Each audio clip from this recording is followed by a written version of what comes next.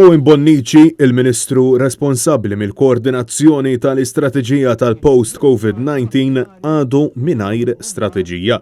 Mistoqsi minn Net News jekk jistax joffri ħiel lill-poplu Malti Wawċi dwar il-pjan tal-irkupru ekonomiku, il-Ministru Bonnici sostna li l-konsultazzjonijiet għadhom għaddejjin.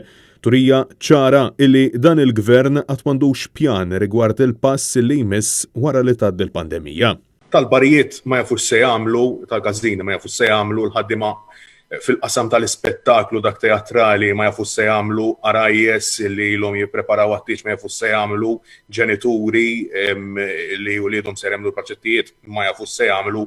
Ovvjament dawn iridu timeline preċiż jew jekk ma tistax tagħti bħalissa timeline preċiż ħiel dwar x'qed tinvolvi din l-istrateġija. Kumitat inkarigat mill-istrateġija l wara COVID-19 qed tagħmel konsultazzjonijiet dettaljati ħafna anke mill-lat ta' ammont ta' konsultazzjonijiet fejn tikkonsulta ħafna. Fil-waqt li Owen Bonnici għadu ma offra xejn tangibbli rigward it-triq il-qudiem wara l-pandemija fejn insista li l-pjan huwa immirati li jibda jitħabbar qabel Ġunju.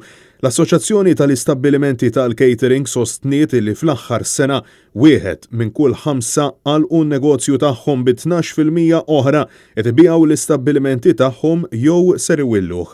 Dan ifisser li hemm ħafna ristoranti li ma felħux għad-daqqa tal-pandemija. L-Assoċjazzjoni saħet li b'mod mill-aktar inġust l-istabbilimenti tal-catering spiċċaw jingħataw il-ġemp minkejja illi l-istatistika kienet qed turi li l-firxa tal-pandemija ma kienetx tort tal-ftuħ tar-ristoranti. L-ACE appellat sabiex l-awtoritajiet tas-saħħa jagħtu każ b'serjetà tas-saħħa mentali ta' dawn il-ħaddiema u s-sidien tal-istabbilimenti. Jew ħadħallina niftħu, jew nkella tittejna ħafna iżjed għax issa qed nilagħbu mas-saħħa tan-nies li jieklu kuljum in-nies mas-saħħa mentali tan-nies ma jistax hawn in-nies qed ibatu. Francesco Catania, Net News.